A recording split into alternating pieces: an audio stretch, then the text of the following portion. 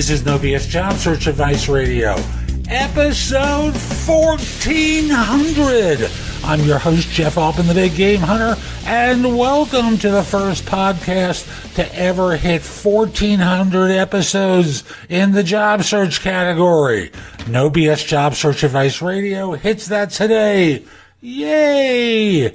And I decided to commemorate it with an episode from an interview I did with Dana Manciagli. Dana has a book out called Cut the Crap, which is why we call this show No BS. And I hope you find it helpful. Hope you find it interesting, engaging personality, and again, hope you like the show. And with that, I'm just going to get going, okay? My guest today is Dana Manciagli. Dana worked at Microsoft where he was general manager of worldwide sales and hired over 1,000 people during her career.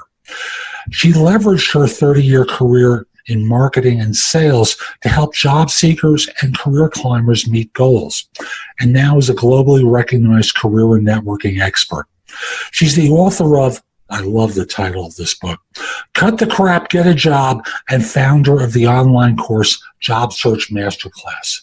Dana, thank you for your patience there. Welcome. Nice to meet you. Thank you, Jeff. Great being here. Took a couple of times to get it right, but I got it right.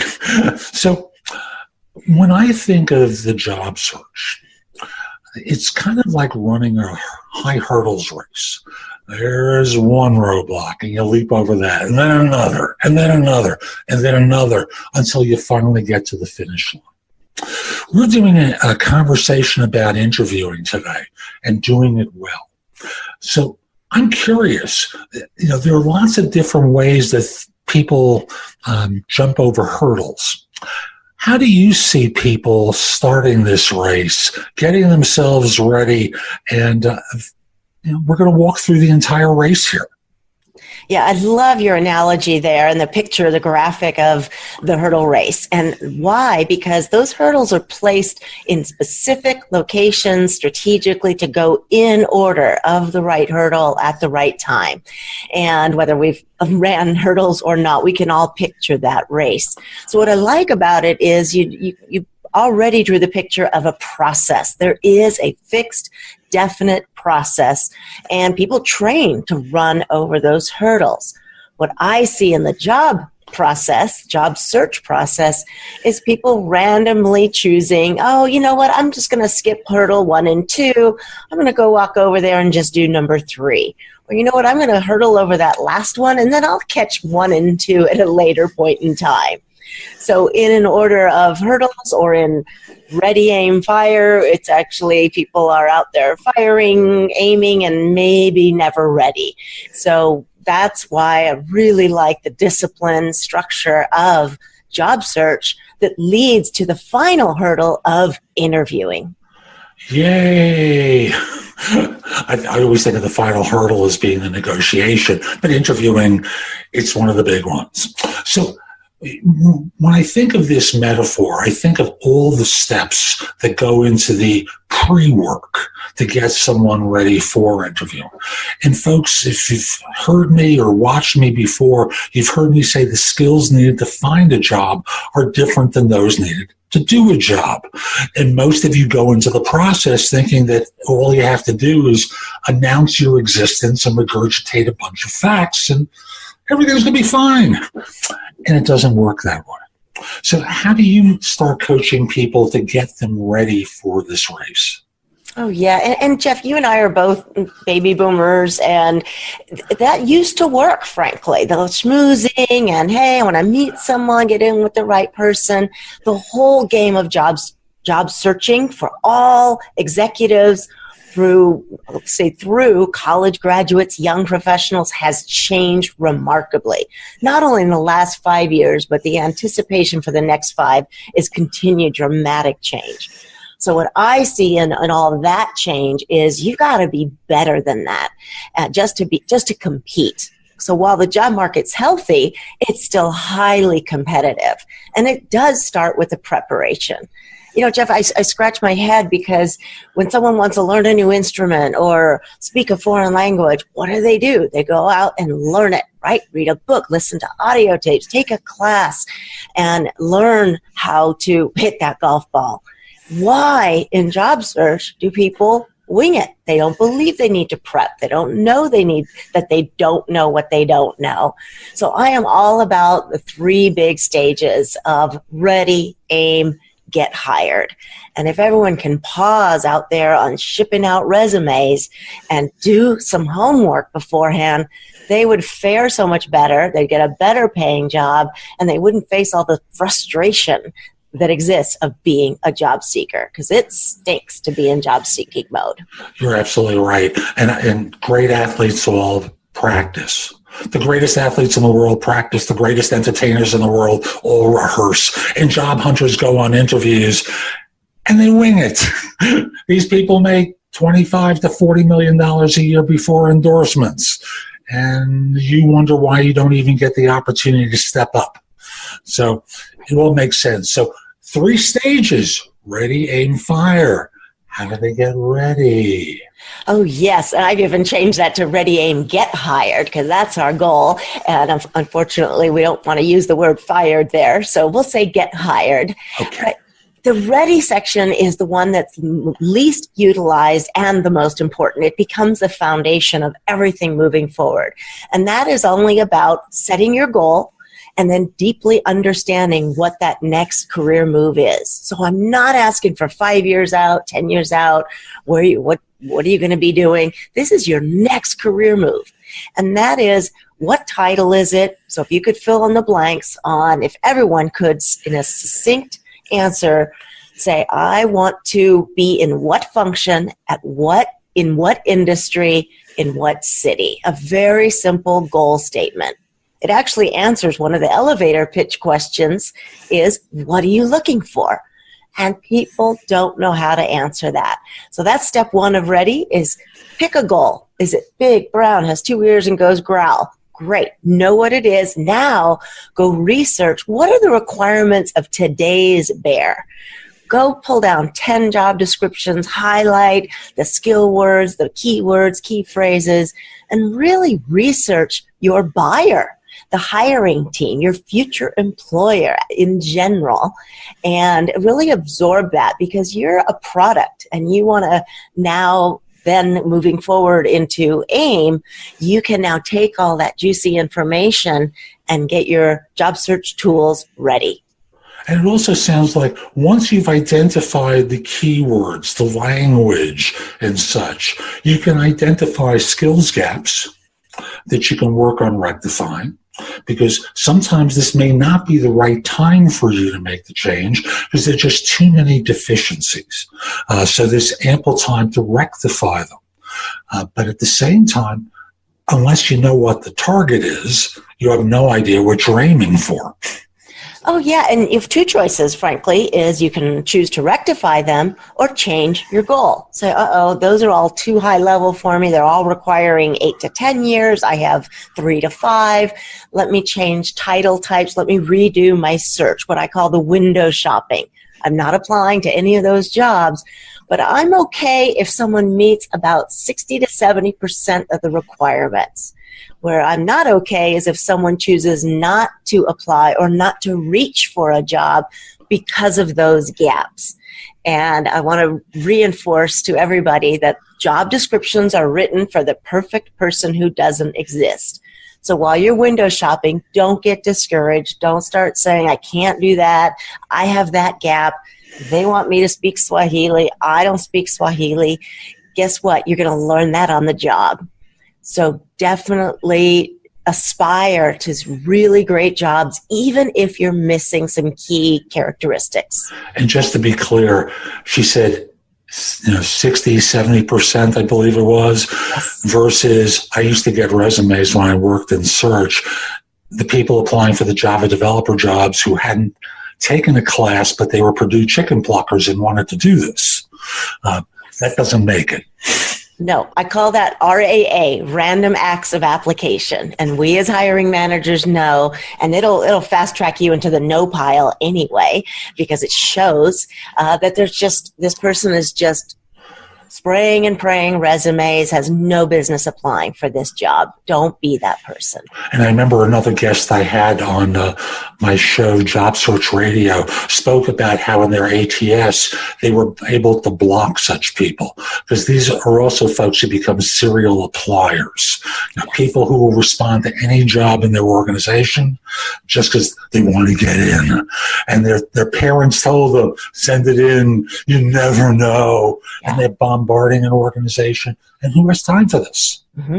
You're absolutely right. They will be blocked, and the robot will block them because of that purpose. And my rule of thumb is apply to 3 jobs within one company, especially the big companies, because they often have similar jobs. So if you want to be in business development, you see 3 unique positions at Amazon or Microsoft, then apply later. We're not even in the application phase. That's out there and get hired.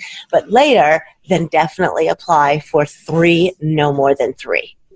Versus, 3 jobs that have nothing to do with one another, but you want to get in. Maybe this person will know someone. Doesn't work that way, folks. Just doesn't. So what else goes into the ready phase? Or should we move on to the next one? Yeah, it's kind of like a hill we're coming over. So ready is actually, it varies in terms of intensity based on someone who's really stuck and doesn't know what they want to do next. Jeff, I train transitioning veterans, transitioning service members out of the military, and they're making massive career changes. Just because they were an ammunition truck driver doesn't mean they cannot get into being a network analyst in a tech company, and they can. But that ready phase is all about researching what it is, what are your passions, what do you think you can do, what are you capable of doing next. So that can take a lot of time for some. For others, nope, I know exactly what I want. So let's move right into AIM. They need to do the work in ready, but AIM is the biggest piece of work. Yeah, and I'm fascinated by the example that you gave of the person who drives a munitions truck, for example, and they want to get into networking. Like, how does that connection work? Well, first there is some, I call it hard skills training that they should take, but they can be accelerated. It doesn't have to be 2 years.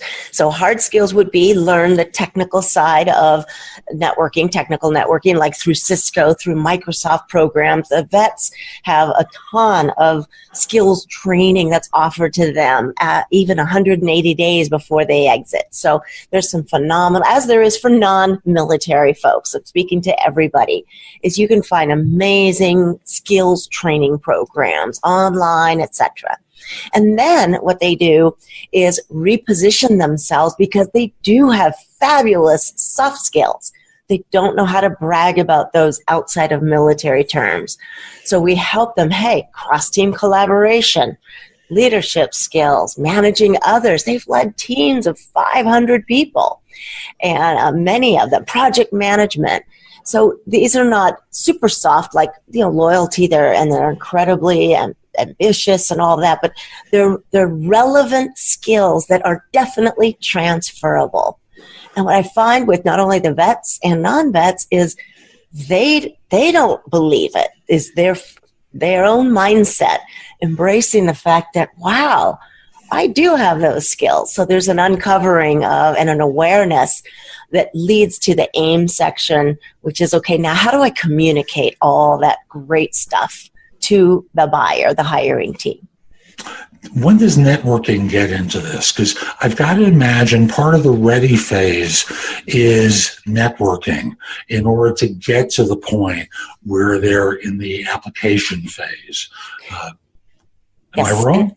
You're right. However, we're not even there yet. So in my Cut the Crap, Get a Job book or Job Search Masterclass, my students continue to hear, wait, don't apply yet. Don't apply yet. You're almost there. You're almost there. So they need to not network while in the ready phase because they're not ready to have those critical conversations. Same in the AIM. Let's finish AIM because networking's coming with the application. You're absolutely right. The AIM is getting all of your tools lined up before you touch a company or a network. And that means not just a resume. Everyone has resume-itis, but we want them to have a great resume. It is not the only bullet you've got, and you need more. The other one is a cover letter. It's getting your LinkedIn profile to a great state, following your resume. It is preparing to interview. We do that in AIM. So get interview ready before you apply. That way you don't bomb it when you get that phone call. And same with networking. Learn how to network before you go and do it. So the AIM, picture a shelf that has slots for different documents. That's what we're filling up first. We want all the shelves filled up with a practice document, a template I give to everybody to get each one of those pieces of materials ready, singing your best tune. Beautiful.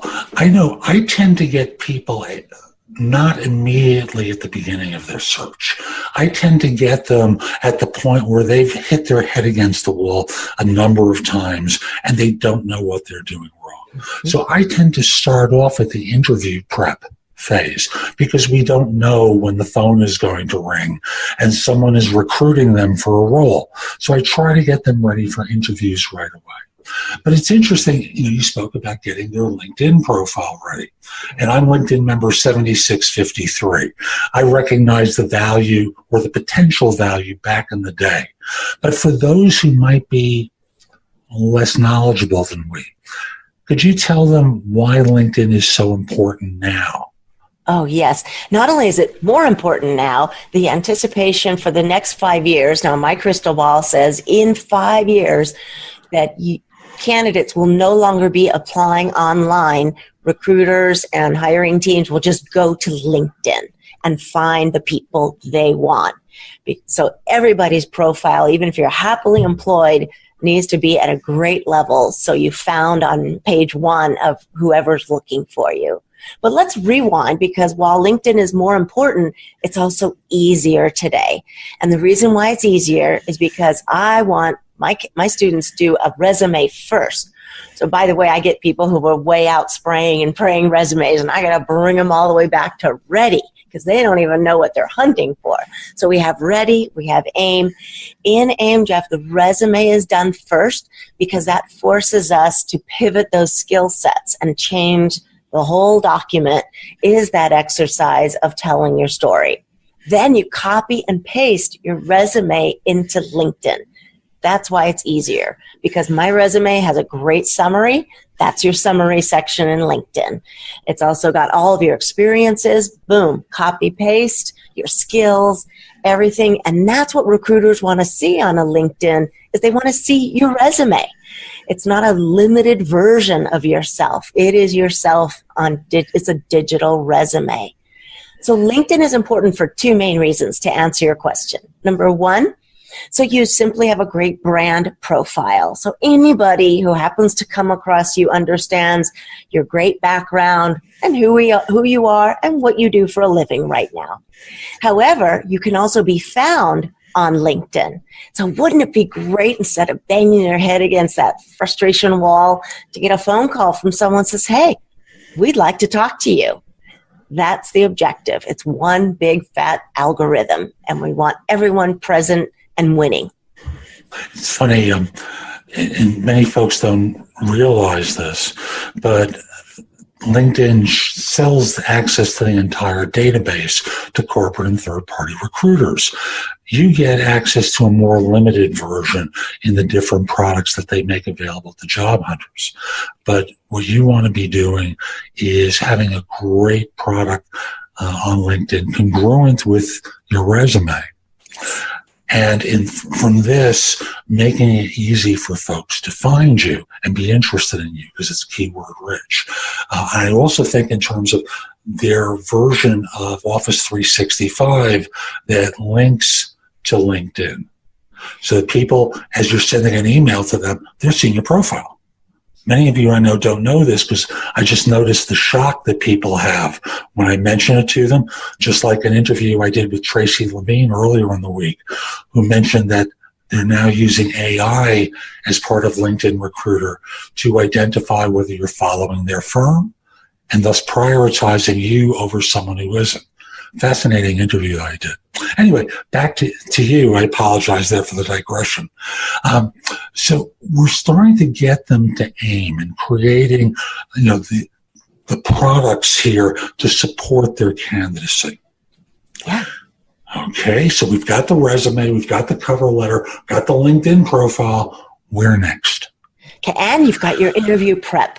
So I do an interview guide. I want everyone to write out their answers in bullet points to the most commonly asked interview questions. Tell me about yourself and what you've been doing professionally, please. Yes, I'm on the other side of the table asking the basics. What are your strengths? What are your weaknesses?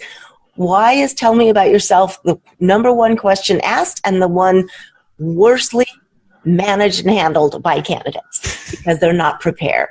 So I love that just the basic questions, get your act in order. And by the way, it'll be easy because you just did a lot of work for your resume. So flow with the same key messages. What are your strengths? Well, they should be highlighted on your resume as well. So it's a consistency across the board. So interview prep is key. Now, it's a finite number of tools. So once those are done, we're ready to start getting hired.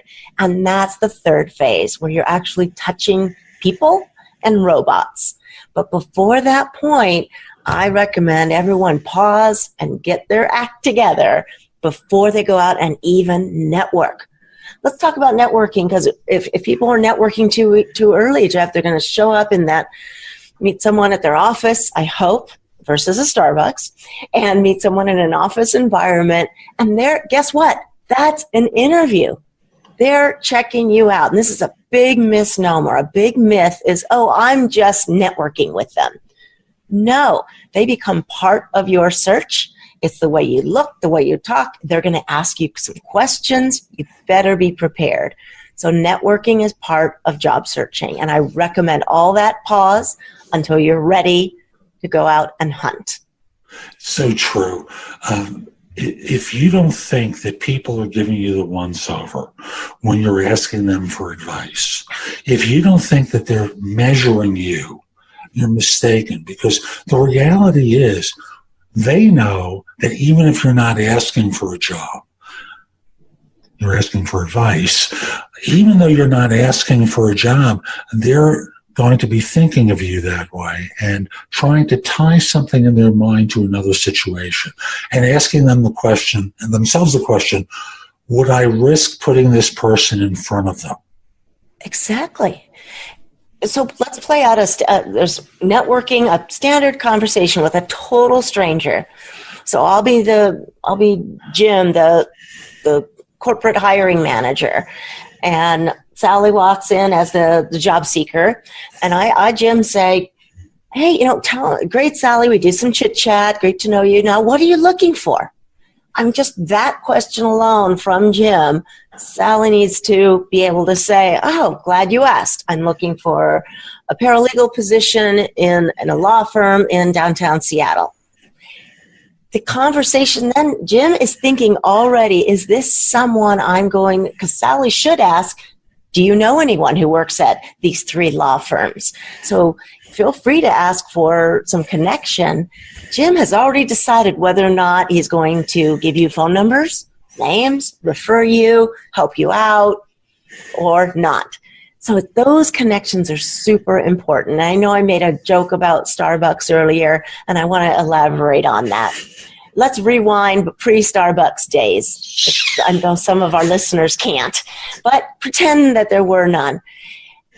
Why would you pick, if you're going to network about your job search, something really important, or a sales call, why would you pick the noisiest place that has limited seating, where you have wait in line and people are calling out drinks for Sally? So everyone who's a networker or job seeker, pick again, and always recommend their office first. You drive to their office, or a web call, where it's quiet in your house and in their office, of course, or a hotel lobby.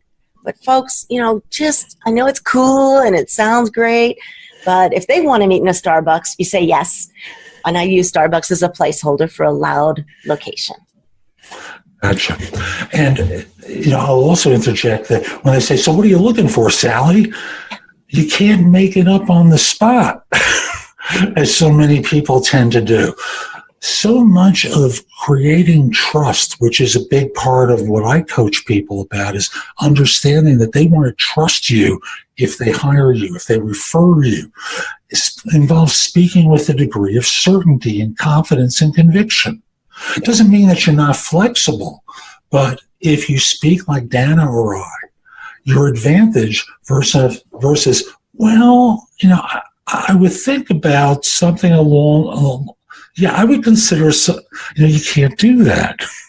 Well, Jed, you want to know the most common answer to Please. What are you looking for?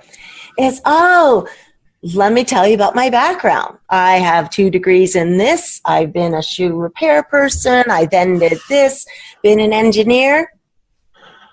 And they're relying on the listener to not only slog through all that, it doesn't land on answering the question. So the question, that's a different elevator pitch question, is tell me about yourself or tell me about your background. But listen, folks, when someone says, what do you want to do next? They want to hear the future. So don't go through your resume walkthrough. I agree wholeheartedly. Answer the friggin' question. Versus, when I worked in search, I would say, tell me about what you've done professionally. Now, that's a gateway question for a lengthy conversation.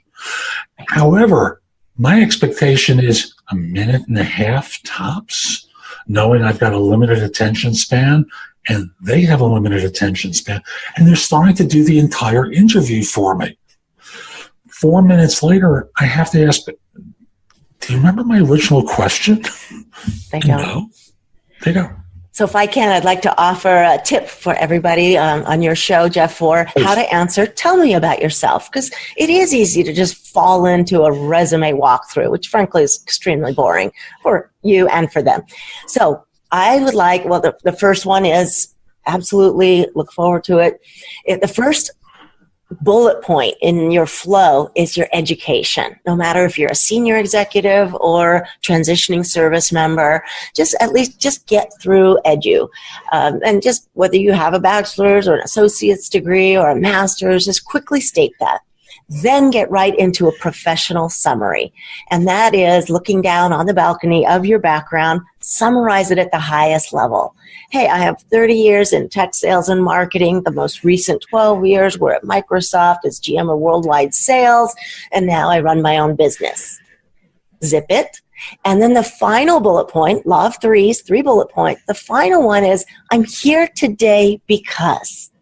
So you're connecting the dots from education, professional overview, and I'm here today because I'm looking to make a change into becoming a developer of C++, and that's what I want to talk to you about. So it brings the whole thing home and back to having a conversation with the other person. Now, I know we disagree about this, but I normally will talk with people and have them start the interview before the tell me about yourself question. So if it's a phone call, if it's a video interview, if it's a referral from an agent or what have you, I have folks start up by saying, hey, thanks so much for making time to speak with me today. I spoke with Dana about the job, or I saw the ad in the job description, but I want to get your take on the role.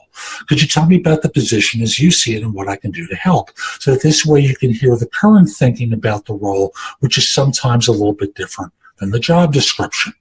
So then from there, when they go into the tell me about yourself question, I agree. You start off with the big picture perspective, 15 to 30 seconds tops.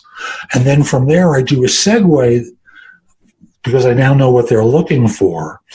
So I can then say, but what's probably most relevant about my background is my experience with such and such, where I was involved with. And you complete it the entire thing in a minute 15 tops, so that this way the conversation is interactive. Now, is that so terrible? No, yeah, I like that. I just don't think the candidate, so that's you from a recruiter perspective, you had a flow too. But I think if I'm on the hiring side of the table and I ask, tell me about yourself, I don't recommend someone change the topic. So yes, I'll do that in a minute, but first can I learn more about the job? I don't think you have the luxury of doing that, and you often forget to even answer that question they had. So it's possible that you as a candidate in the interview or networking, mostly the interview, you've studied the crap out of their job description. You've gone to Glassdoor, you've researched that other people in that position. You've done your homework. But yes, if you have the opportunity as a candidate early on to seek elaboration or clarification on the job description, fine. In many cases, you can't control that. Once they've asked the question, it's too late.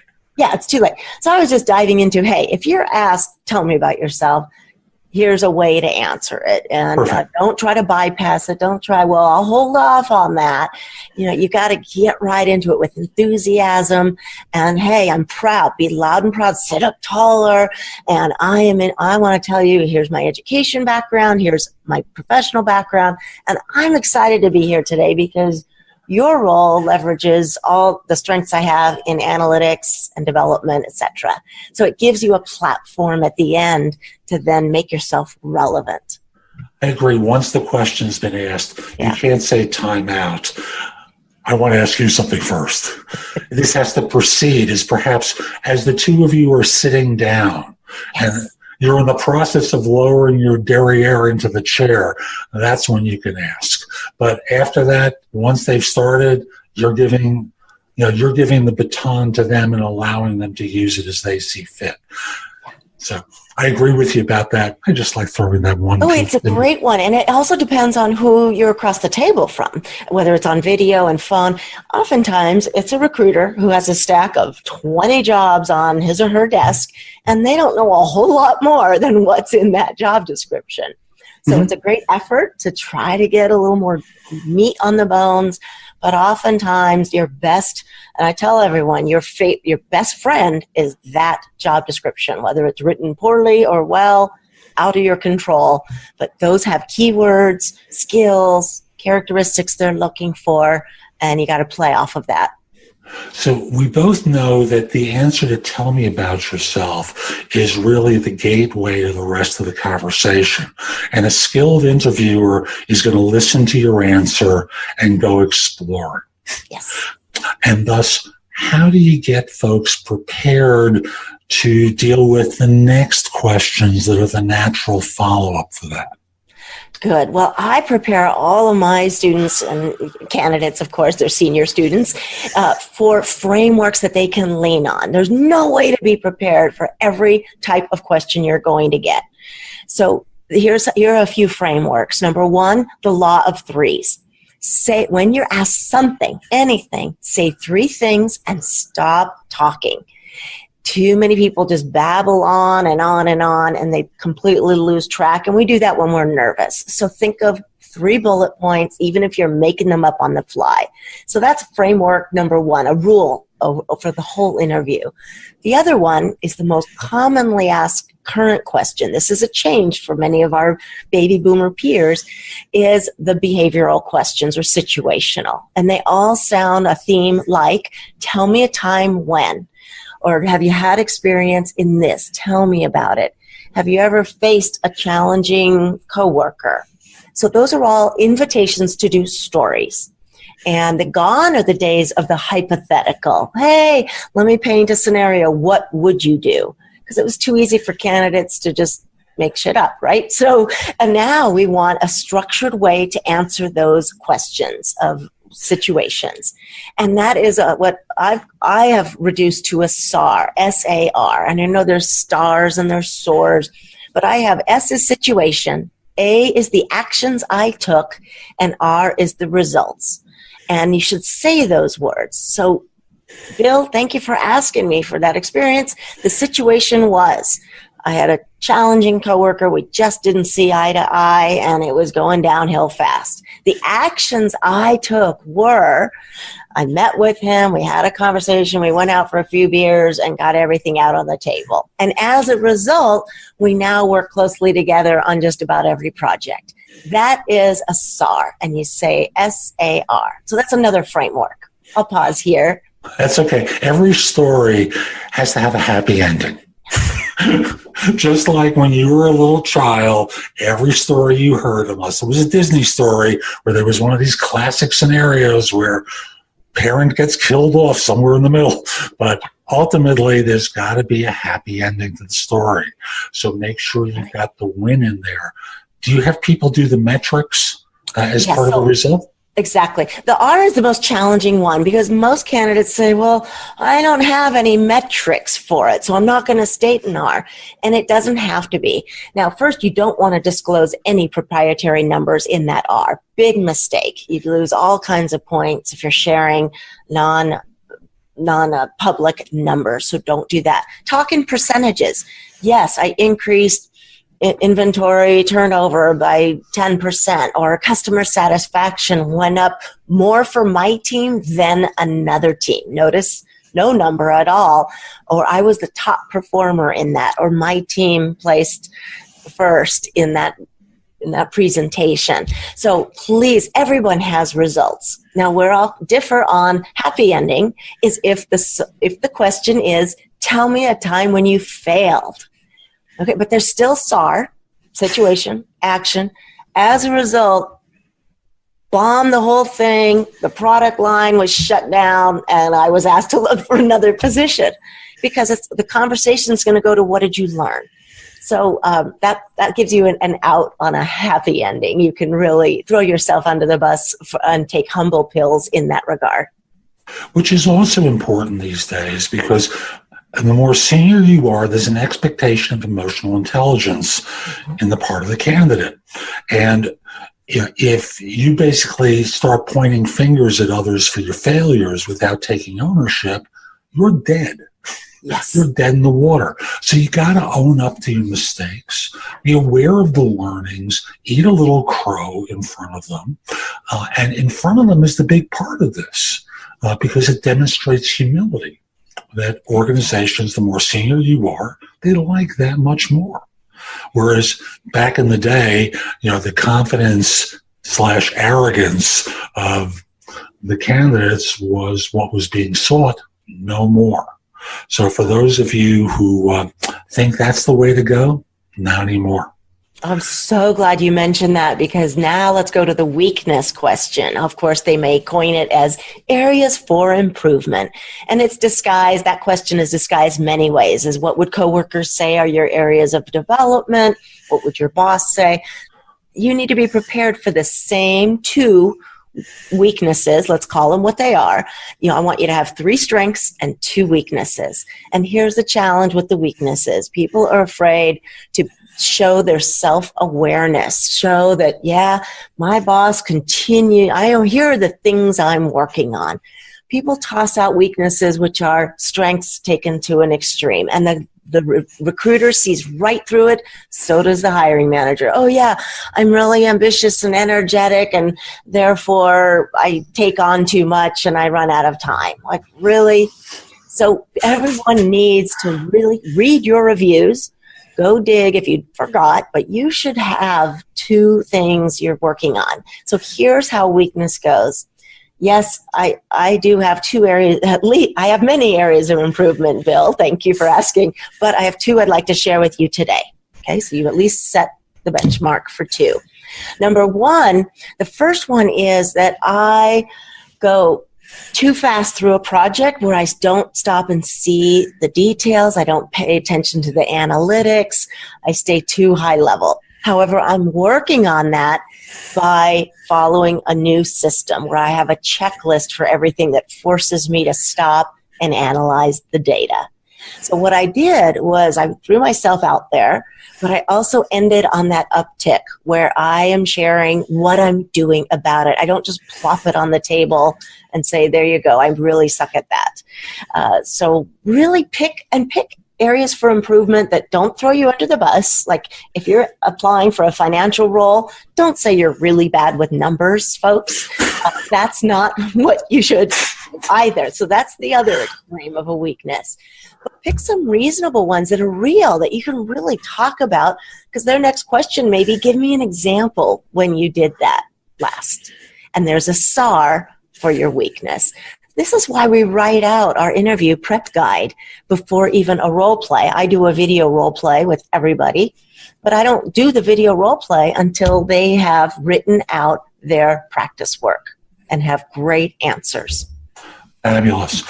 We've been doing this now for a while today, and there's so much more we could cover.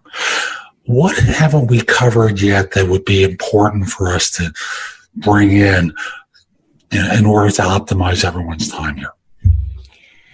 I think the fact that interviewing, let's stay focused on interview for today, is that it's no longer the good old face-to-face, and you need to cross many interview hurdles before you get to that final, and some never go face-to-face. So everyone needs to be prepared for great video interviewing, being ready, knowing their technology, how to deliver a great video interview.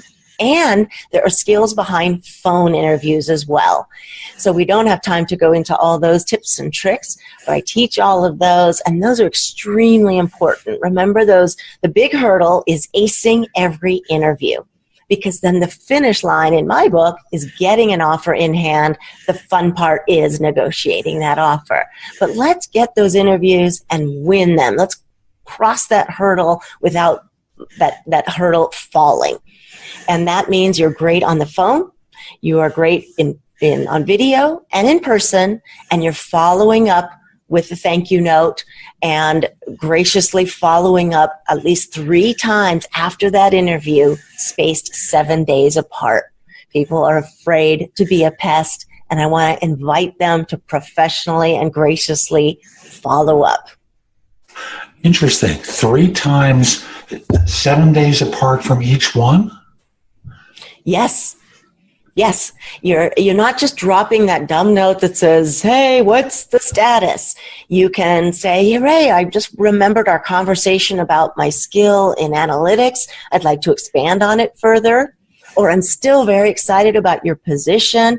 Here's another drop of one of the 3 can be, oh, I just read this article that you guys just did a deal with so-and-so. That's exciting. I just want to let you know I'm still highly interested in this role. Stay interested. Don't try to be interesting, and don't try to just bother them with, where are you? I haven't heard from you. But definitely be an interested party all the way through 3 tries, spaced 7 days apart. And after 3, go silent. They're probably just not that into you. You may space them out a little longer, wait a month. But if they're not even responding after that, then you make that on your job tracker. I would turn that yellow, like it's iffy, and I'd move on, take my energy to the other 9 that I'm chasing. And yes, 10 job opportunities, career opportunities at the same time. I agree wholeheartedly. Dana, this is fabulous. Thank you for making time. How could folks find out more about you and the work that you do? Well, I'd be thrilled to have, first, I have a lot of free information. My blog on my website is searchable. Join my newsletter, free webinars. So that's my first level. The second level is my book is on Amazon. Just type Cut the Crap and you'll see it. It's called Cut the Crap, Get a Job. But the third level is most exciting because it goes way deeper and gives you all the templates, and it's called Job Search Masterclass.